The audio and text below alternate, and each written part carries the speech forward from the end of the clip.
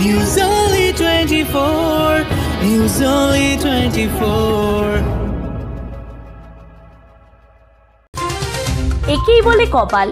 মাত্র 38 বছর বয়সী লোকসভার প্রার্থী শাসক দলের বাপি হালদার।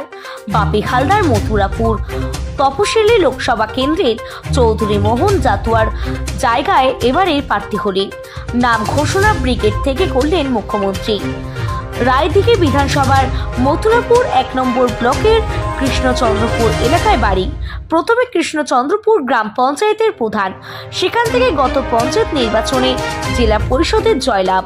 যুব তৃণমূলের সভাপতি দক্ষিণ 24 পরগনা জেলা খাদ্য কর্মাধ্যক্ষ, আর শেষমেশ 2024 লোকসভায় মথুরাপুর তপশিলি কেন্দ্রের প্রার্থী ঘোষণার সঙ্গে সঙ্গে আনন্দে মাতোয়ারা মথুরাপুর লোকসভা কেন্দ্রের অনেকেই।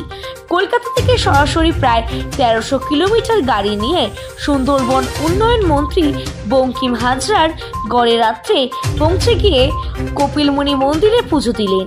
সঙ্গে রয়েছেন সুন্দরবন উন্নয়ন মন্ত্রী বঙ্কিম হাজরা। শুরু হলো পথ চলা। দেখুন, সবসময় আমরা চাই এই বাংলার মানুষ সুখে থাকুক, শান্তিতে থাকুক, এই এলাকার মানুষ সুখে থাকুক, শান্তিতে থাকুক।